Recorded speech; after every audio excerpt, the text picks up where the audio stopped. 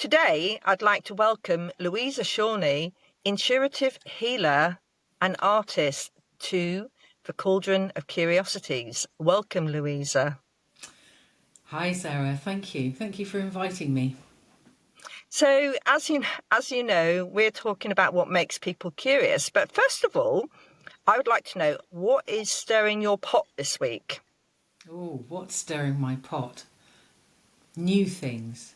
Opening up new doors and new windows, new possibilities. Maybe a little bit of risk taking. Hmm. But it doesn't feel like it's too risky. It's just a new venture. And what's making you curious about opening new doors? Well, firstly, I think it's that unknown thing. So it's stepping into something that I haven't considered stepping into before. So it's not something that's come from my creation or my driving. Hmm. It's something that's presented itself to me, and it feels right. So it's like I'm actually sort of gaily stepping forward, not knowing what I'm stepping forward into entirely. Aha. So that's quite curious in itself. So Yeah. would you say that you were a naturally curious person? Yeah, I think so. Yeah, I think I would. I like to know why. Not necessarily more, well, maybe that is knowing more about things, but Mm. I think the curiosities that attract me the most are the links between things. So when I see those links pop up, it's like, oh, there's something I can get myself into. So And that, what about with your artwork? Do you get curious about art? yes, I think actually, if I come out of my own zone, obviously if I'm in a painting, then I'm sort of very much involved with that relationship. But when I'm not actively painting, then I am also really very interested in other people's journeys, mediums, methods, Hmm. skills, their journeys. Um, it's all very educational, isn't it? It helps you to expand. Uh, yeah, again, it's those things that are outside of my normal remit, so I wouldn't Hmm. necessarily have thought to go there. So yeah, I find new windows and new doors again. There we go. Yeah. So there's a theme with your windows and doors, and that's sometimes the thing that I notice. There are particular doorways and gateways that make me want to open them. I'm not sure exactly, especially um, a doorway in a garden wall. You know, really tall garden wall. It probably comes from reading The Secret Garden Oh when yeah, I was a child. And it's the idea that the unknown, but the magic of what could be behind that door has always made me want to go and have a look. yeah. It's the possibilities and the potential. Mm. I don't think I ever view them as things.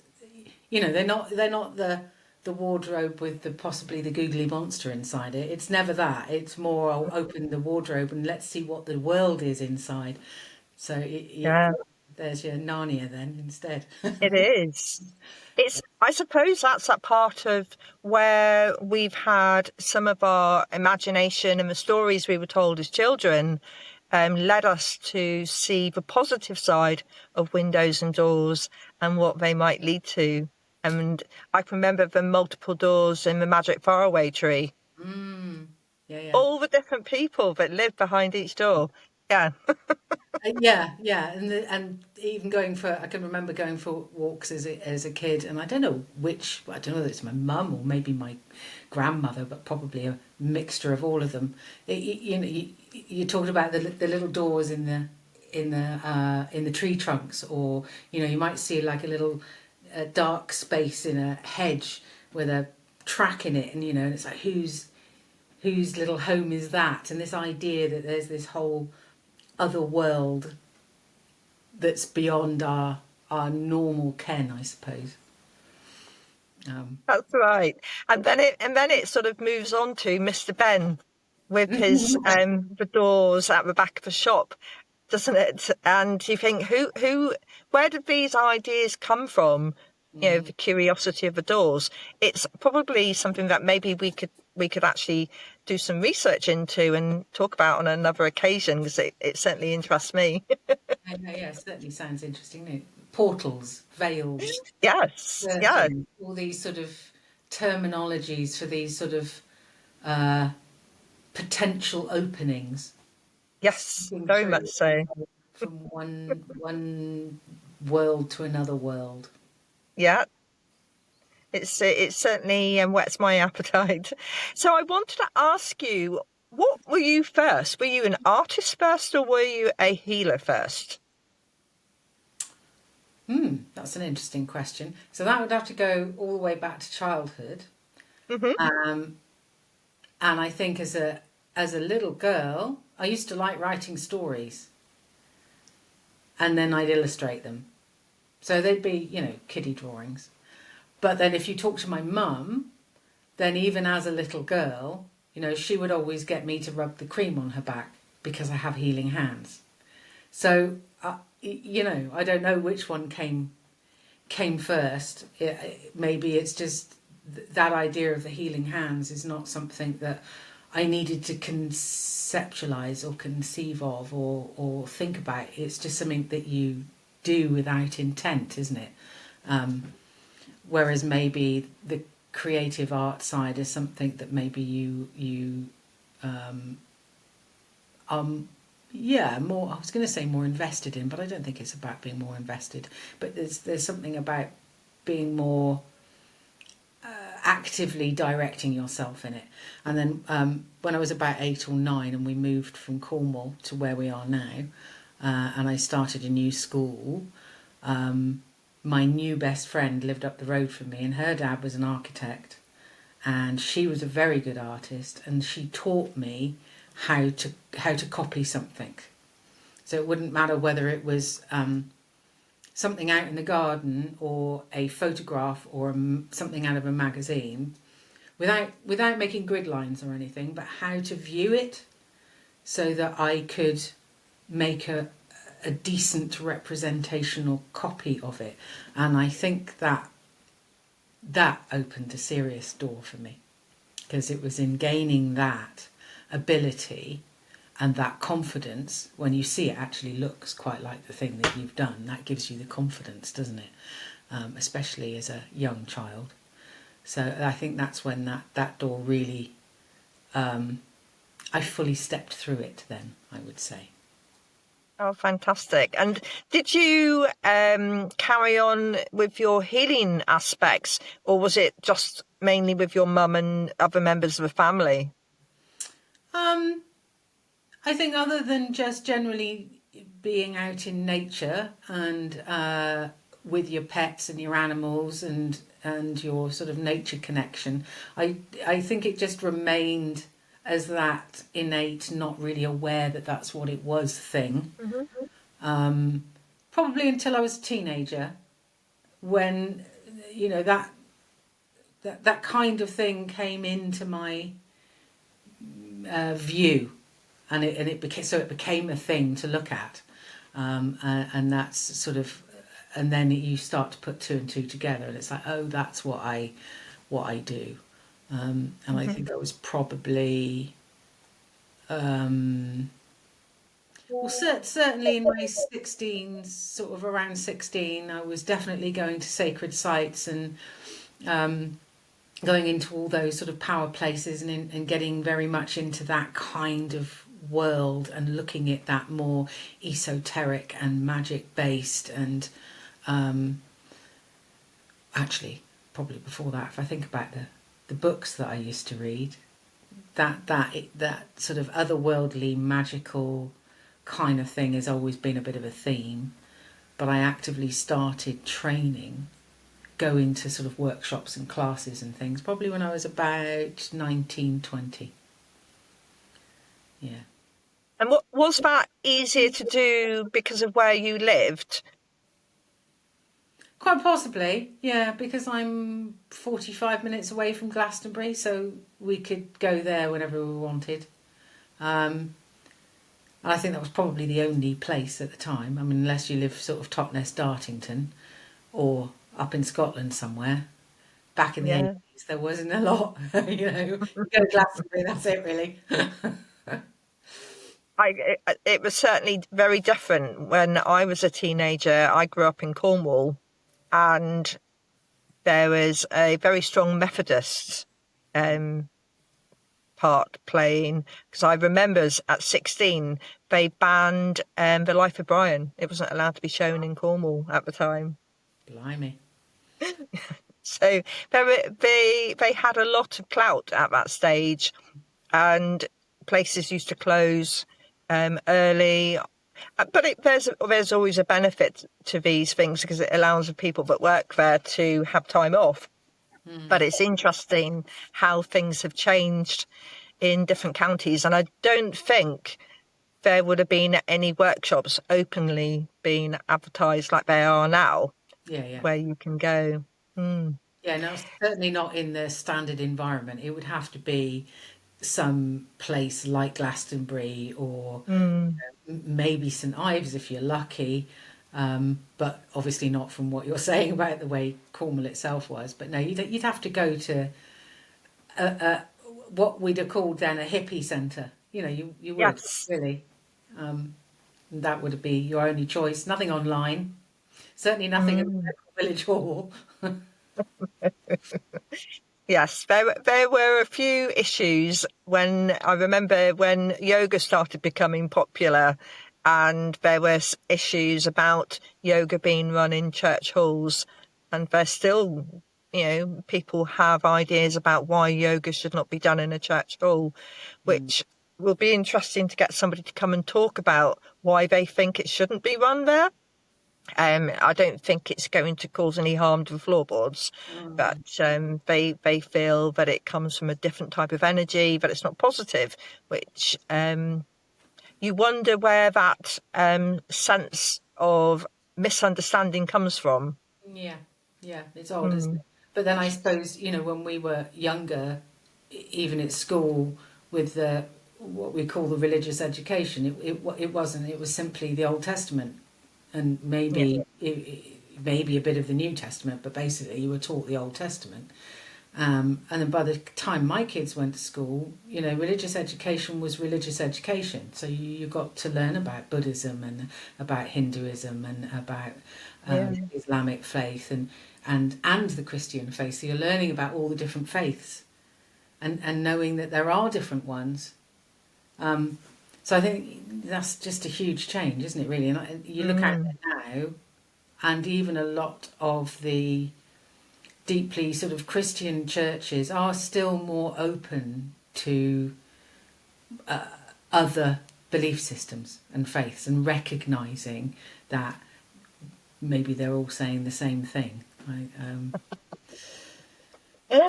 To a degree. I don't think they'd accept the likes of us quite so much. No, I know.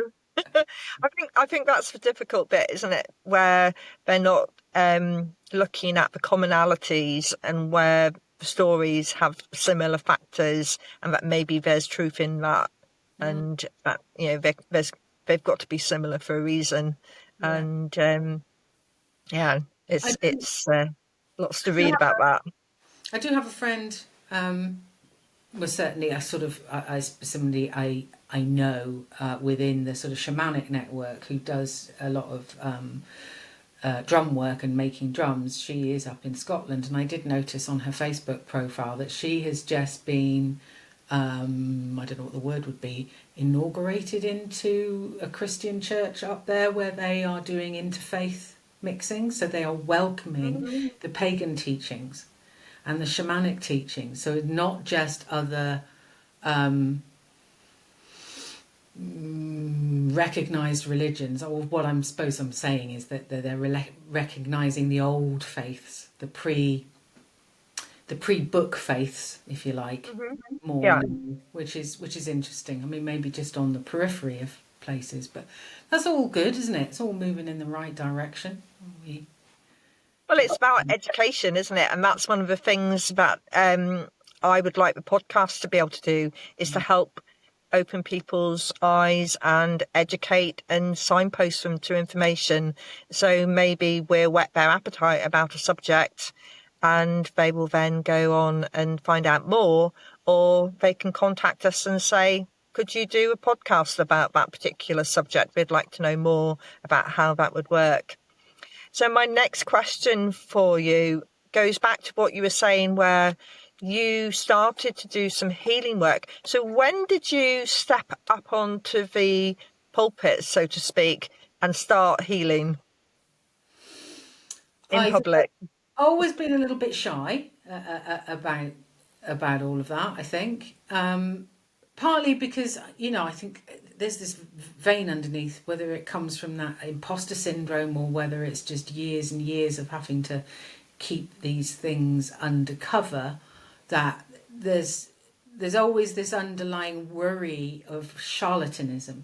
And I don't mean that from outside. Obviously there are from outside, but there's a worry inside me. Am I authentic? Am I actually doing this thing? Do I know what I'm doing? Because unless you get the feedback from other people, or you get the feedback from hindsight, you don't tend to get that verification. I mean, I think you do more now. But certainly I found myself to be quite shy in that. So I probably didn't actively offer any of those skills out until the mid to late 90s, probably. So I'd have been in my 30s. So, a good 10 years into the journey. And that I'd been sat in circle with Bill Harrison in where was he? Wedmore. For quite a number of years. He was my, at that time, main healing teacher. And he worked with the World Federation of Healers. And is a classic, what we would call a hands-on healer. And this was before Reiki really started to come into the shores, or certainly it wasn't the name on people's lips. So I think when people think of healing, it's Reiki that they sort of think of, if you like, and they're different, but it's the easiest way to explain it. But he was my main teacher. He was also a medium and a clairvoyant, so he taught all of that. And when we say sat in circle, it would mean that there would be a number of us who would always come, probably fortnightly, and he would teach us, we would practice, we would try and develop, basically, our skills. And once that group was quite knit together and had got to a certain level with their development, then the circle would close and he'd just open a new one for new people, so that your development was in a good container, I would say, probably. And then he set up the what is now the big healing fair down here in Somerset. It first was set up on his premises. So I think it was around that time that really I started to get the confidence that you could take this out there, and I did tentatively offer myself out as a clairvoyant and healer. Never quite liked the medium bit, but I think, and it's something I've been struggling with right up into today, really, is that because there's so much of this sort of insecurity of doubt of genuine authenticity, that when things don't instantly work for me, aren't successful, then it just justifies my doubt. So I will go, oh, no, I can't do that, and I'll stop doing it, and I'll go and get a job, or I'll do something else. So that's a pattern that's repeated itself. I've been doing a lot of work in the last 2 years to eradicate that nasty little loop. So I then went and trained as a clinical hypnotherapist. because it was a That way of works well.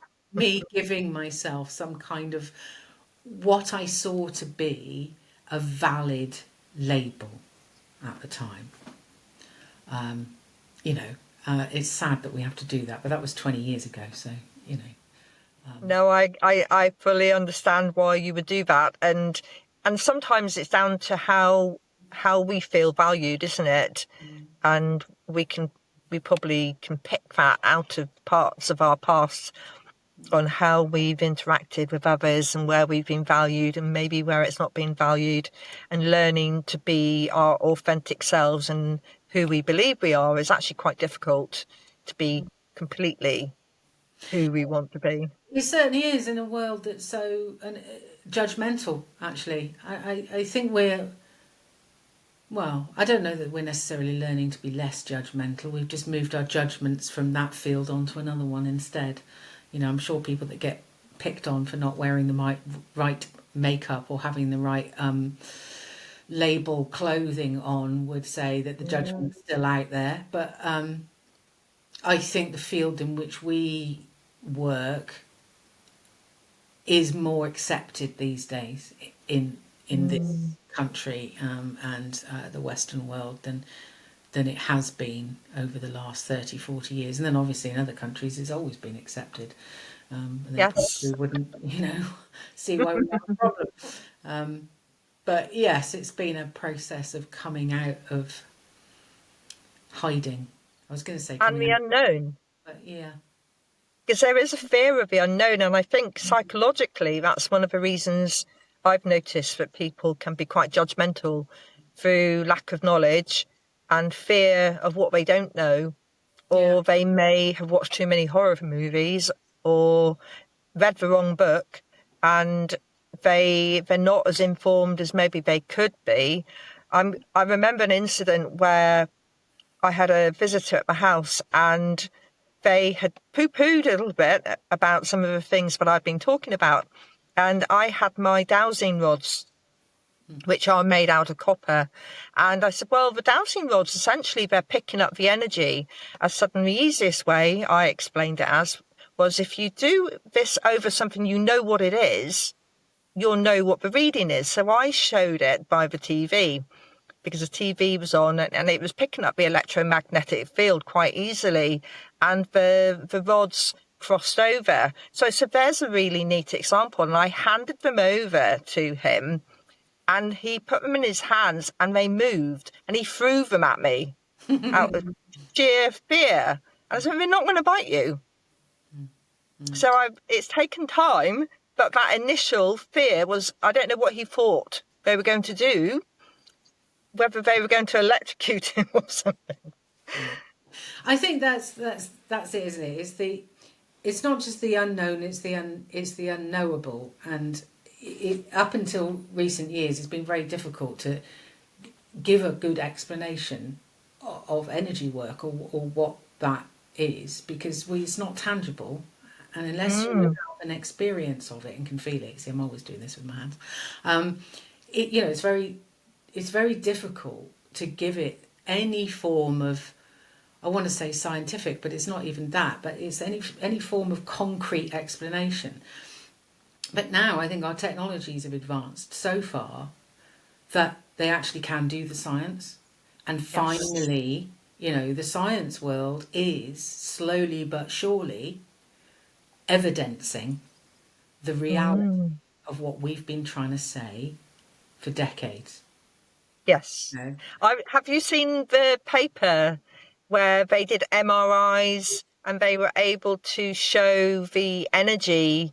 It was a Reiki research study that was being done at the time, but they were able to show the changes but through the colour patterns with an MRI. And that was really interesting because it was the first time I had seen where they'd got a control, and it was what people would accept as research, and it was science, and they had physical proof Yeah. that there were images that people would believe in because they understand what an MRI does, Yeah, or well, they think they do. they can't argue with a machine that goes ping. Mm. Yeah, Yeah. I don't think I've seen the paper, but I think I've heard about it, and there's plenty of examples of that. And we learned that. I was learning that in psychology as well. That you know, with the new um, technology advances, you know, there's so much they can tell with what's actually going on within your psyche that we simply wouldn't have had access to before. Um, you know, I'm back again. Let me start. I think it's, yeah, we're still recording. that's all right. I didn't see you, so I didn't see you disappear. So you're still here. Uh, yeah. So I think, but then you know, you talk about curiosities and interest, things that interest you. That I find really fascinating. It is well, the fact that people are even prepared now to take that technology and use it to Mm. do the experiments on these things, because they don't need to. I mean, you know, we've had so many years of people trying to prove us wrong, and then they get frustrated because they can't prove us wrong, but they can't prove us right either. And it's like, if they don't have a proof one way or the other, they're just going to keep banging on the fact that it possibly couldn't be. Um, so it's really nice that you know, things are coming out. It's more acceptable. I think as the generations go along, you know, as each new generation comes up, what what is accepted as a base norm is so much broader, so much broader. Mm. So I Very think much we so. are expanding our. It's not consciousness. We're expanding our capacity for awareness Yeah, as each generation goes by, and I think that's really important. That's evolution, isn't it? Actually, it is. And when we go back to what you do on a daily basis or on a regular basis, which therapy do you align yourself most with? I am definitely multi-modality, and that's I think what I've been struggling with, trying to get my head around. What is it I actually offer? Um, which has been what a lot of the work over the last couple of years has been. You know, I've spread myself. I'm a this, I'm a this, I'm a this, I'm a this, because I couldn't really find a way of coherently putting into one neat little parcel what it is I actually offer as a healer. Because there's so much that I have learned and I know over the years that I weave all of that into it. So I can't say I'm a one or the other, Hmm. you know. And certainly when it comes to going to the insurance company and going, well, you know, can I have insurance for this? Well, have you got a certificate for that? And it's like, you know, because one doesn't exist. I mean, I suppose I could design my own course, certify it, and then I'd have one. But I'm not a one One thing. And trick I pony. no, because but then if somebody comes to you, neither are they. You know, Mm. there's different things they need. So you know, I have been trained as a healer, so obviously that comes in, and when I'm reading energetically the person that I'm working on, all of that is coming through using those sort of clairvoyant tools, if you like. So I may just get a knowing drop in there, or a word, or a name, or an image of something, or a feeling in my body. Over the years, I've learnt to share that with the person on the table, and it makes more sense to them than it does to me, which is which is Yeah. good. But sometimes that what I'm picking up may not actually be from the here and now. So, an instance was working with someone the other day, and the blocks that I was picking up were actually from before. Now, whether that's an ancestral trauma that she's carried with her, or a past life Mm. thing, all of that, we can go down the road of trying to work out what that is. It doesn't matter. It's an energy that's translating as that, and it needs to shift and change.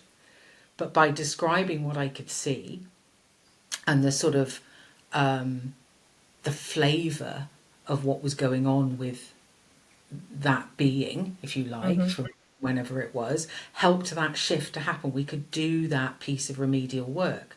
So it's sort of a blend of working directly with the energy, working with the psyche through the sort of slightly more hypnotherapeutic, or I'm using resonance with the drums or the rattles or the bowls, the gongs. It might even also be with my voice. sometimes they, as a shaman, there is embodiment. So sometimes I suppose that's the medium side of the training. I allow that spirit to step in, and when I say step in, it's not that I'm stepping out. It's more that you just allow them to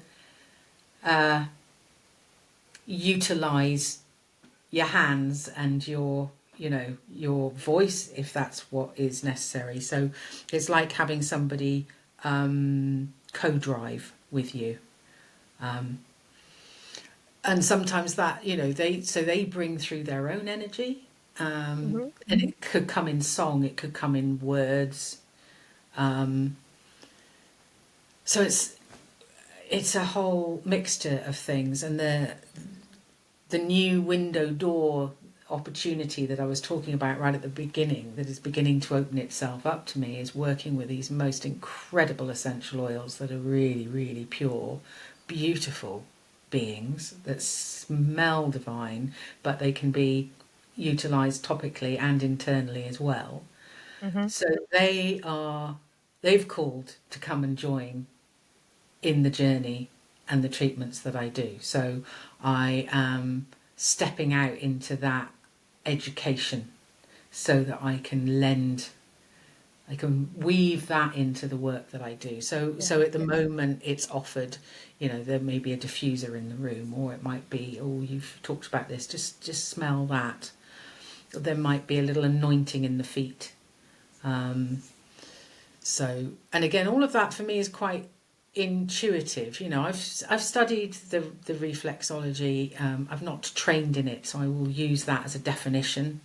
It's not a trained qualification, it's a study. So I know about things, but I'm not saying that's what I'm trained in. But one can't divorce oneself from what one knows and how one understands it. So, and I do work incredibly intuitively. So I will get a sense quite often with people. I regularly work with my mum and dad. They're in their 90s when they need something. But quite often, they might have something going on in an internal organ, or a bit of sciatic pain or bone pain. But I might be drawn to the bottom of their foot and want to apply pressure on certain parts. And I think partly from my training with Bill Harrison, as he always used to say, he didn't know anything at all. He said, I'm an uneducated man. I know nothing. I don't want to know, because then I know all the messages that come to me are coming from spirit. So there's an element of I'm happy to not know. I've had to fight that, actually, because that goes against that charlatan doubter in me. But I think this far down the road now, I've learned to trust, and I think that's the most important thing, is that I've developed a relationship with the energies that work with me. I trust them. So I trust that they know exactly where to go and what to do. And if I keep out of the way, then I'm not going to do a wrong thing. But then it is then interesting when I go to the books and I look up what I've just done and gone, oh, that's interesting, because I was taken to exactly the right place. Yeah. So I'm a blend, if you like, and I do like to do it that way. I don't want to follow a rigid form, because whilst it's good to train within a rigid form to get your feet and your structure, then it can restrict you. I'm just beginning to feel that corseted tight chest kind of thing when you think that the restriction of the structures too much. Yeah. So there needs to be that balance between having a strong foundational structure that then allows you to really intuitively weave everything into it in a much more fluid way. So I don't know if that properly answers your question. No, it certainly makes sense to me, and I agree. I come from a background as an educator where we have very clear frameworks on how we're meant to guide learners. And one of the things that I've realised is the stricter, the more governance there is, where we're meant to be inclusive, we actually start becoming exclusive. And there's a lot that we don't do for our learners. And you should be able to, when you're with them in a classroom or any environment, is to be able to adapt it to those that are in front of you. And I certainly find the way that my brain works, if I hear something relevant on the news as I'm coming in, I will add it to my narrative because I think it's relevant and that we've got to keep things contemporary, but it won't be on the slide. Yeah. Yeah. And it's interesting that some people work well with that and other people will be, oh, you talked about things that weren't on the slide. So I got to a point where I said, the slides are there for you to read later. And what I'm going to say to you is relevant to the slides, but I'm not reproducing what's written on there. I said, I will be saying something that's in addition to information that's there. And because that's part of teaching, isn't it? It's about bringing in your experiences and drawing on knowledge and hopefully not allowing your ego to get in the way of it and drawing on the knowledge in the room, which is amazing. When they start sharing their own experiences, they start learning from each other without realizing it. Yeah. Yeah. I So, was yeah. going to say that that's a lot of it is that, you know, you've got to teach to the room. You can't just teach to the board, you know, and as you were saying, you know, the slides are there, but if all you're going to do is rehash the slides, then you don't need to be there. They can just look at the No. slides. So that's not you teaching.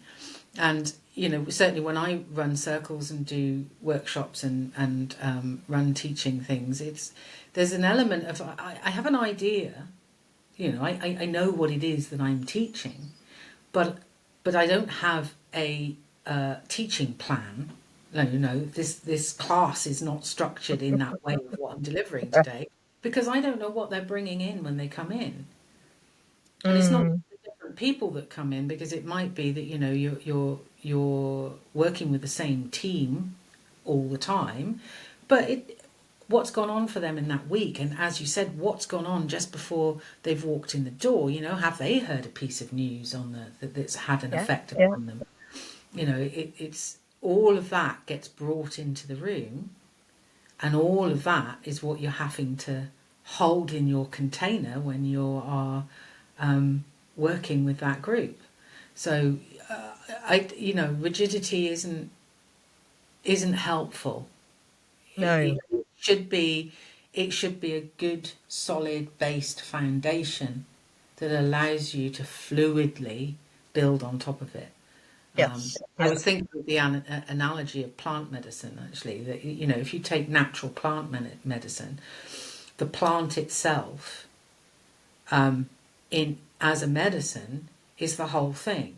When you try to pick it apart, the chemical constituents that might be the active ingredient that's doing the healing, and you go and make a pill of that, well, that's when you get side effects and you get all your damage that gets done by it, because you're missing the point that the medicine is delivered within the plant in the perfect container and cauldron for it to do the job you want it to do. And if you take any one part of that out and try to compartmentalize it, it doesn't work.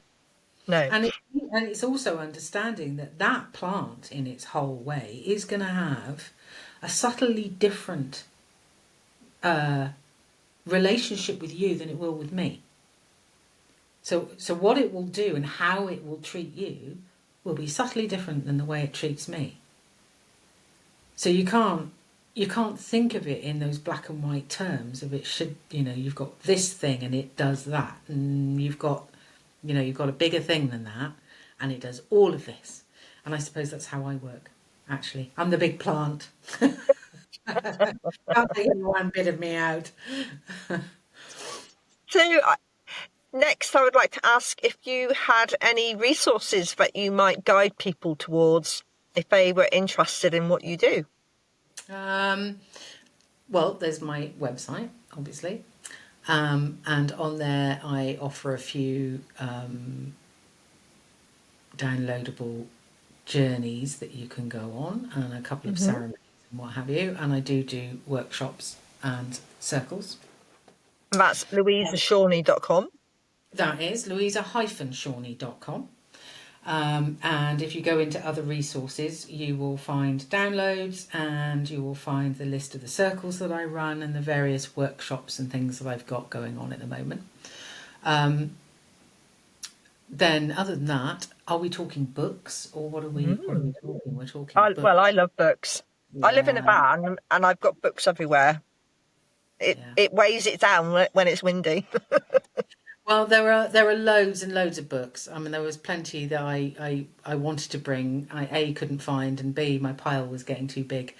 But I think for talking about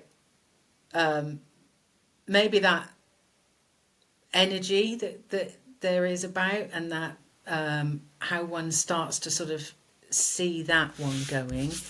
I have got The Hidden Light of Trees, which I think is wonderful, and I'm probably back to front here. It's Peter Vollenben, Mm-hmm. I think is his name. Yeah.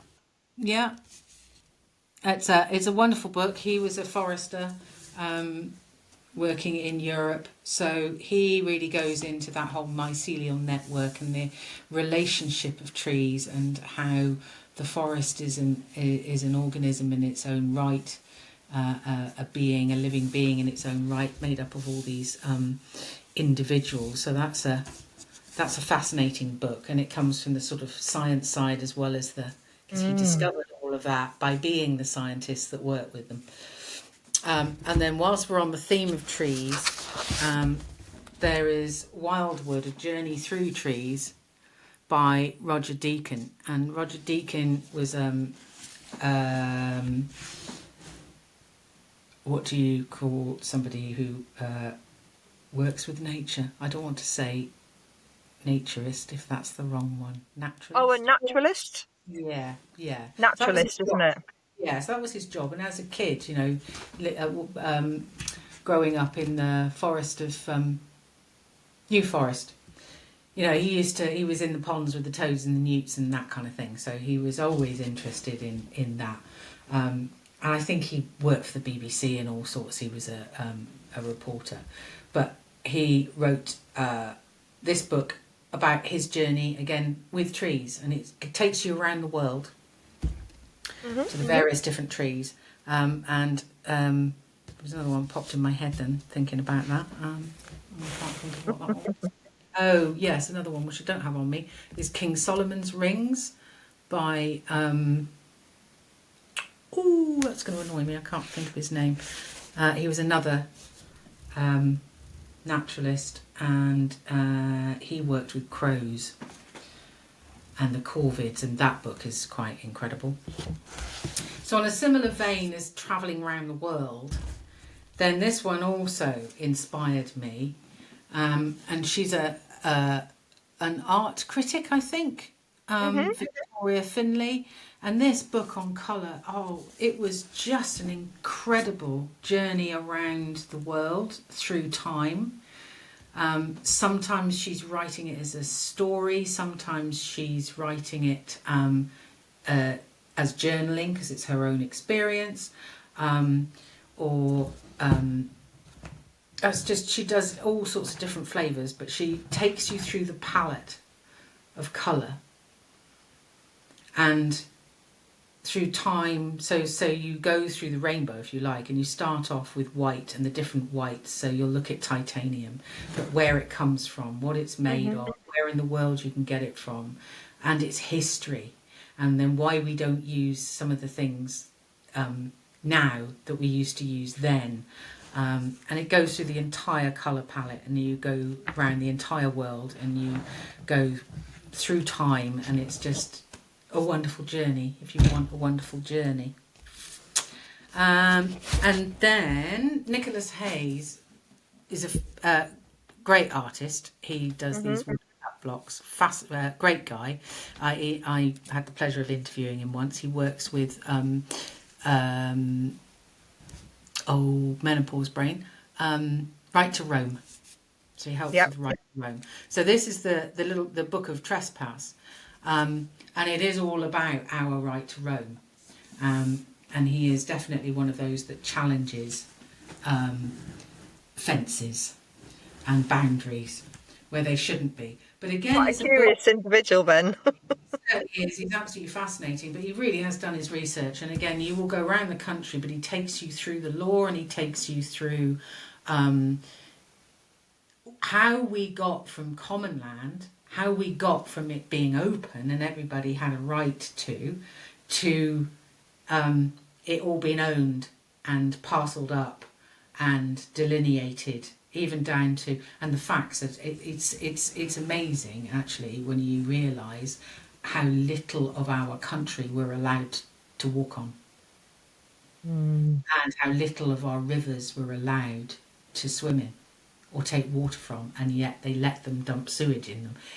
So it's fascinating whether you're on that sort of road of wanting to protest against things or not. It's just really interesting because he's done all the research and you know the law and you get to the history of how these things happened and terminology. And learning about the land and the world that we live in is integral to our journey as healers.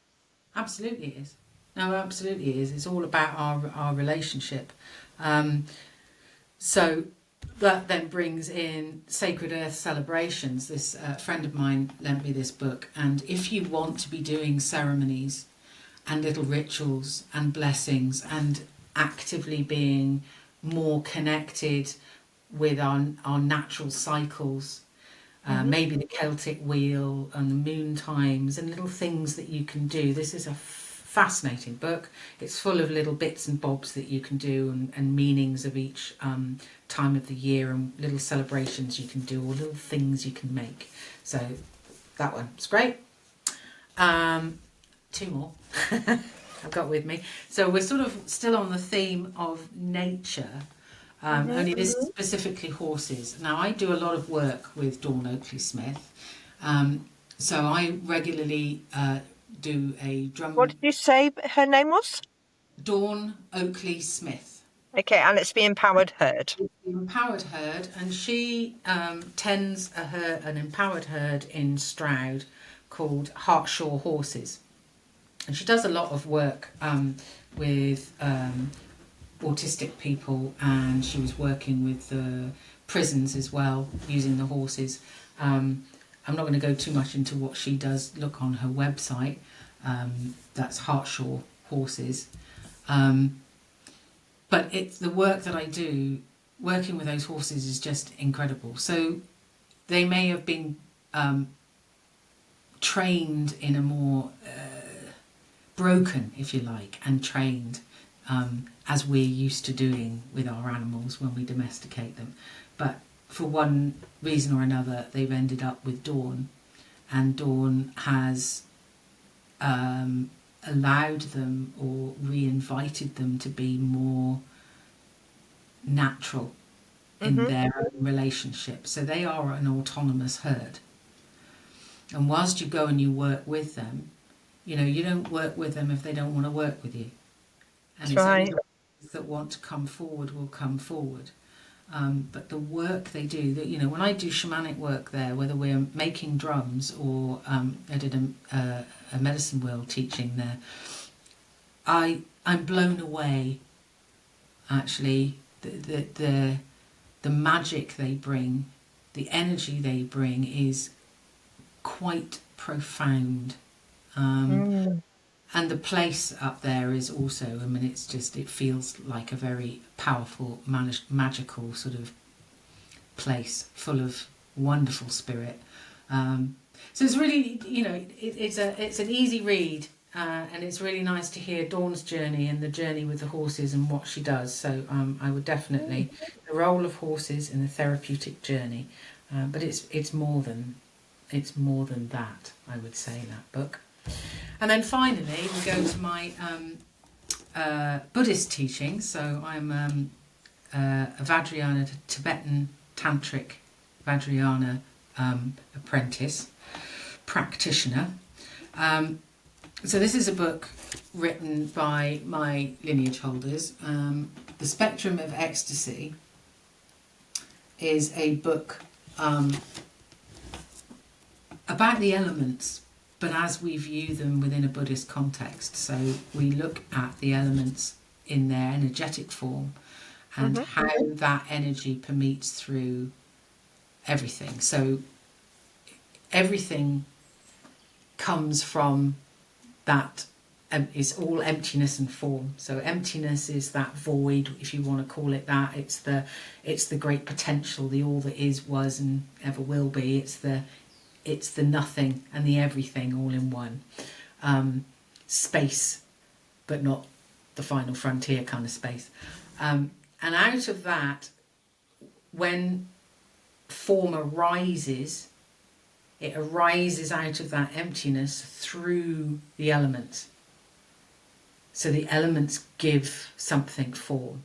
So every form is a composite energetically of those elements. So you can understand the elements as in an emotional context, or a physical context, or a spiritual context.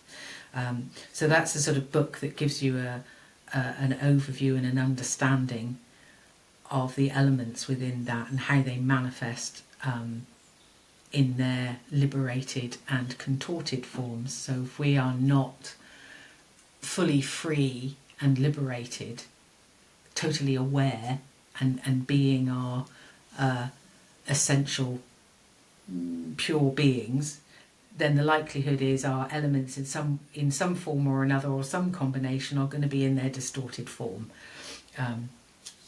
So fascinating book. If you want to take a deeper dive into understanding our relationship with the elements and how we are made up of them. So those are the ones that I picked for today. Thank you very much. But I'd like to thank you, Louisa, for coming on the podcast today. And hopefully you will come back on again and pick one of the subjects that you've mentioned today. There's quite a lot to your armoury. You have a lot of bows, don't you? I certainly do. Thank you. Yeah. Thank you very much, Sarah. It's been lovely. Thank you.